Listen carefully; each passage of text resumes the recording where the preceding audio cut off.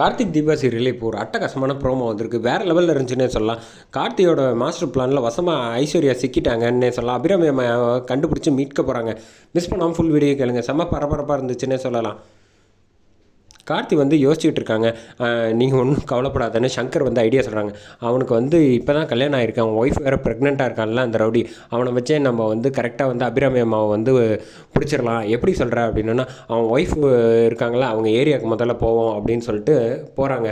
போனதுக்கப்புறமேட்டுக்கு police dress சரவணனும் கார்த்தியும் வந்ததுன்னா, என்ன sir திடீர்னு வந்திருக்கீங்க, அவர் எந்த தப்பும் பண்ணலை அப்படின்னா, இங்கே பாருமா, நீ ஒன்றும் தேவையில்லாதெல்லாம் பேசாத, எனக்கு உன்னால் வந்து ஒரு உதவி ஆகணும் அப்படின்னு கார்த்தி வந்து கேட்டோன்னே, இங்கே பாரு, இந்த மாதிரி வந்து எங்கள் அம்மா வந்து உங்கள் ஹஸ்பண்ட் கிட்ட தான் இருக்காங்க, அவங்கள எப்படியாவது நான் காப்பாற்றணும், அப்படி அவங்கள அழைச்சிட்டு போகலன்னு வச்சுக்கோங்க, என் மொத்த குடும்பமும் வந்து பிரிஞ்சிருவாங்க, நாங்கள் கூட்டு குடும்பமாக வாழ்கிறவங்க, என் குடும்பத்தை வந்து இந்த மாதிரி பிரச்சனையில் சிக்க வச்சுட்டாப்புல உங்கள் புருஷன் அப்படின்னு சொன்னோன்னே, அதெல்லாம் அப்படிலாம் ஒன்றும் இருக்காது அப்படின்னு சொன்னோன்னே, இங்கே இன்ஸ்பெக்டர் சரவணன் வந்து கொஞ்சம் மிரட்ட ஆரம்பிச்சிட்டாங்க.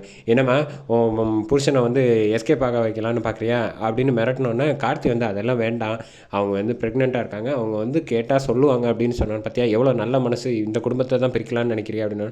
இல்லை சார், நான் உங்களுக்கு உதவி செய்கிறேன், ஆனால் அவருக்கு மட்டும் எந்த உதவி பிரச்சனையும் வந்துடக்கூடாது அப்படின்னு சொன்னோன்னா, சரி அப்படின்னு சொல்லிவிட்டு, சார் நான் ஹாஸ்பிட்டலில் வந்து அட்மிட் ஆகிற மாதிரி வந்து நீங்கள் சொன்னபடியே நான் வந்து அட்மிட் ஆகிக்கிறேன், அப்போ வந்து அவர் நிச்சயம் எனக்கு ஃபோன் பண்ணுவார், இந்த தகவல் தெரிஞ்சுன்னா அவர் வந்து என்னை பார்க்க வருவார், அப்போ வந்து நீங்கள் வந்து எந்த விஷயமா இருந்தாலும் கேட்டுக்கோங்க அப்படின்னா, ஆனால் எக்காரணம் கொண்டு என் தாலிக்கு எந்த பிரச்சனையும் வந்துடக்கூடாது சார், அதுக்கு நீங்கள் தான் உத்தரவாதம் கொடுக்கணும்னு கார்த்திகிட்ட கேட்டோன்னே, சரிம்மா நான் அதெல்லாம் பத்திரமா பார்த்துப்பேன் அப்படின்னு சொன்னதுக்கப்புறமேட்டுக்கு இந்த பக்கம் வந்து அவங்க ஒய்ஃபை வந்து ஹாஸ்பிட்டலில் வந்து அழைச்சிட்டு வந்துடுறாங்க. அழைச்சிட்டு வந்து வச்சதுக்கப்புறமேட்டுக்கு வந்து கார்த்தி வந்து அங்கர்கிட்ட வந்து பேசிகிட்டு இருக்காங்க.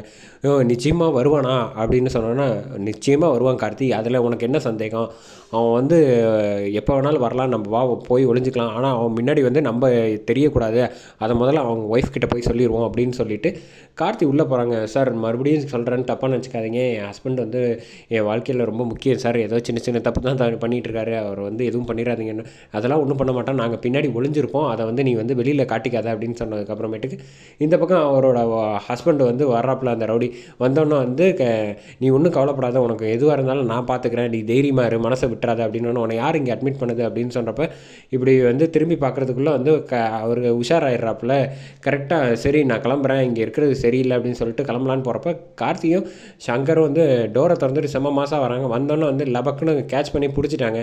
பிடிச்சதுக்கப்புறமேட்டுக்கு யார் என்ன காரணங்கிற விஷயத்தெல்லாம் சொல்லிடுறாங்க. ஐஸ்வர்யாவும் வசமாக கார்த்திகிட்ட மாட்டிக்கிற மாதிரி ப்ரோமோவை முடிக்கிறாங்க. வேறு லெவலில் கொண்டு போனாங்கன்னே சொல்லலாம்.